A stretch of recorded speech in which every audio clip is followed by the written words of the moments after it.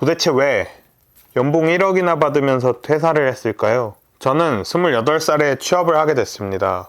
대기업 중에서도 탑이었던지라 사람들이 바라보는 시선이 달라졌습니다. 저의 어깨도 같이 올라가더라고요. 취업을 하고 나서 얼마 있지 않아 해외 건설 현장으로 떠나게 되었는데요. 당시 월에 약 700만 원에 가까운 돈이 통장으로 들어왔습니다. 와, 내가 20대에 벌써 연봉 1억을 받는구나 라고 느꼈지만 새벽 4시 반 기상해서 10시에 퇴근, 일하는 만큼 주는구나 싶었습니다. 하지만 무엇보다 힘들었던 것은 불투명한 미래였습니다. 특히 제가 근무하던 중에 한 선배님께서 결혼을 하시는데 첫 휴가 때 여자친구를 사귀고 두 번째 휴가 때 상견례를 하고 세 번째 휴가 때 결혼을 하셨다는 이야기였습니다. 거의 온라인 연애를 하다가 중간중간 한 번씩 휴가 때 만나고 결혼하는 그 현실은 너무 충격적이었습니다. 그래서 얼마 지나지 않아 저는 퇴사 결심을 하게 되었습니다. 퇴사를 결심한 이유는 다시 한번 나열해보면 평생 떠돌이 생활을 할지도 모른다. 해외에서 청춘을 낭비하고 싶지 않다. 첫 번째 취업도 잘 됐으니 퇴사해도 금방 잘 될 것이다. 이런 건방진 마음으로 부모님께 통보했습니다. 말리시는 부모님의 말을 끊고 걱정하지 말라고 금방 또 대기업에 취업할 거라고 이야기했습니다. 퇴사를 통보하고 며칠 후에 공항으로 바래다주는 회사의 마지막 배웅을 받았습니다. 혼자 뒷좌석에서 앉아서 아쉬운 반, 두려운 반의 감정으로 공항에 도착했습니다. 비행시간은 20시간이었는데요. 비행기 안에서 정말 온갖 생각을 다 했습니다. 금방 취업이 될까? 이제 돈도 못 버는데 어떻게 하지? 여기보다 좋은 회사가 어딨지? 핸드폰도 안 되고 외부와 단절된 채로 혼자 보낸 20시간은 정말 온갖 생각이 다 들게 했습니다. 하지만 한국에 돌아와서 다시 취업 준비를 시작했습니다. 아무래도 건설 회사만 보고 왔던 사람인지라 어떤 회사를 지원해야 할까부터 시작했습니다. 저는 선택 기준을 정했는데요. 서울 근처에 위치해 있을 것, 그리고 연봉이 최소 4천만 원은 넘을 것. 이 당시에도 불안한 마음은 있었지만 당연히 취업되겠지라는 마음으로 제가 가고 싶은 회사들과 남들이 좋다는 회사들 몇 개만 골라서 썼습니다.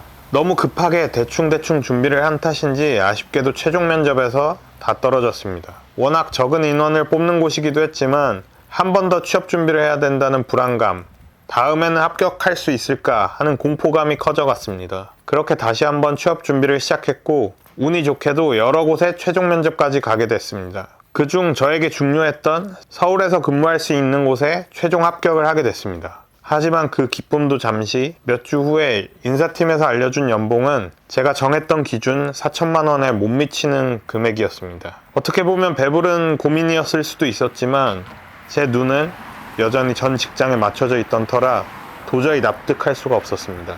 그렇게 다시 한번 부모님에게 전화를 걸었습니다. 회사에 최종 합격했는데 내가 진짜 가고 싶지 않다. 정말 미안한데 마지막으로 한 번만 더 믿어줘. 그 당시 저의 마음은 돈도 다 떨어져 가고 내가 생각하는 기준에 맞는 회사를 가지 못할 것 같다는 불안감이 극도에 달했습니다. 그리고 친구들도 보고 싶지 않고 가족도 마주치고 싶지 않아졌습니다. 불안감이 시간이 흐를수록 극에 달했습니다. 진짜 세상에 혼자 외톨이가 된 기분이었습니다.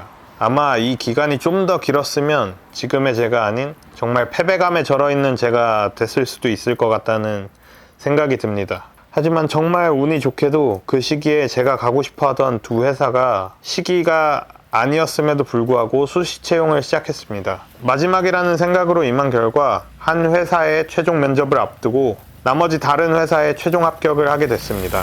정말 벼랑 끝으로 내몰리기 직전 합격이 돼서 그동안의 고생을 깨끗하게 씻어낼 수 있었습니다. 오늘 저의 경험을 통해서 드리고 싶은 말씀은 퇴사하고 취업 준비하지 말라는 겁니다. 각자의 상황에 따라 다 다르겠지만 퇴사 후에 취업 준비를 하는 것은 정말 미친 듯이 힘들고 예측할 수가 없습니다. 특히 금전적으로 심리적으로 너무 불안하다 보니 오히려 평소에 준비하던 것보다 훨씬 안 좋은 결과가 나왔던 것 같습니다. 저는 해외 근무를 하면서 인적성 시험, 면접을 치를 수 없기에 어쩔 수 없이 퇴사를 하고 진행을 하게 됐지만 시간이 흐르면 흐를수록 사람이 점점 더 피폐해집니다. 누군가는 퇴사를 해야 시간도 많이 생기고 더 열심히 할 수 있는 거 아니냐라고 할 수 있는데요. 시간이 많아지는 순간 오히려 낭비하는 시간들이 많아지고 나태해지게 되더라고요. 이미 취업 경험이 있고 회사를 다니시는 분들은 오히려 하루에 퇴근하고 3, 4시간 정도만 빡세게 하는 것이 오히려 정신건강에 너무 피폐하지 않고 잘 준비할 수 있을 것이라고 생각합니다. 자, 퇴사를 하고 이직을 할까 고민했던 분들은 지금 바로 한번 체크를 해보세요. 첫 번째, 내가 한국에 있다. 두 번째, 퇴근하고 최소 3, 4시간은 나의 시간을 만들 수 있다.